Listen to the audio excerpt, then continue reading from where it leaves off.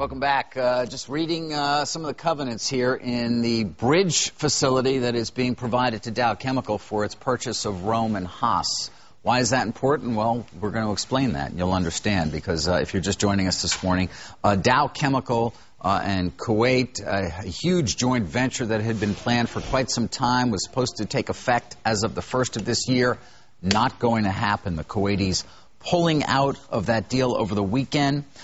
Deciding to reverse their recent decision to form that K-Dow JV. Definitely a negative for Dow, no doubt about it. Kuwaiti officials told Dow it is scrapping what was a 50-50 joint venture. Deal, again, was set to take effect, as I said, first of the year.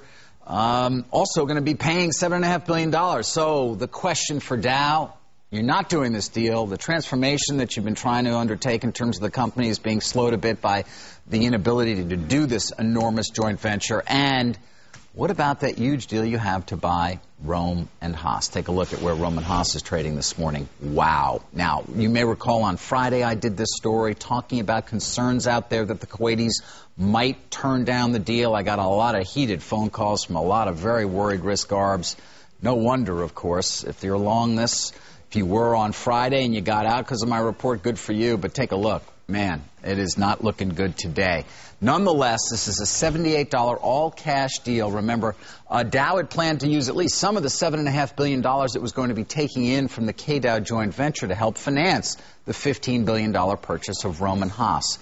But it does have all the money to buy Rohm and Haas. It has that in a bridge facility. It has the bank financing lined up, and it's expected to close the deal early next year. So what are we talking? A couple of weeks, right, for them to get that deal done. But that is where people are concerned. The merger agreement, everybody I've spoken to on this says, is extraordinarily tight. There does not appear any real wiggle room for Dow to get out of the deal.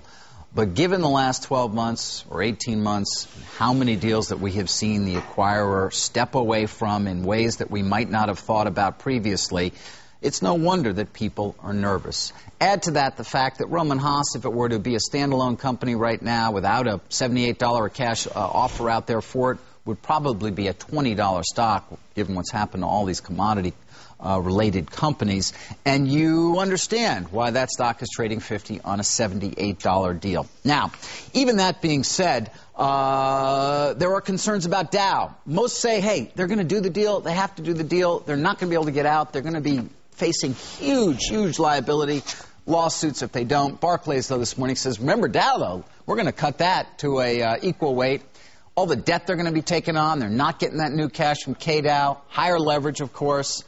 We do think the deal is still going to happen, but look where they cut their, and they point out it's fully financed with that one-year syndicated bridge loan, but they do lower their estimate to $1.20 a share for this year, or for next year, but let's talk about 09 is almost this year at this point. That'll give you a sense as to what the multiple is on Dow. There's also concern about the dividend. Again, let me go back to where I started here as I end up. The covenants on that bridge loan call for EBITDA or for leverage ratio of no more than 4.25 to 1. It would seem, given all the leverage that's going to be taken on, given the fact that they won't be taking in money from K-Dow, that they may get downgraded from investment grade and that their leverage ratio will exceed 4.25 to 1 at Dow Chemical. That's why you've got concern out there, regardless of whether they do the Rohm and Haas deal or not. Rohm and Haas did issue its own press release. First time they've done that, saying, hey, our deal is cool. For its part, at this point, Dow is saying nothing. I are in more reasons why people are getting really nervous. Back to you. All right, David Faber, thanks to you. This is going to be an interesting one.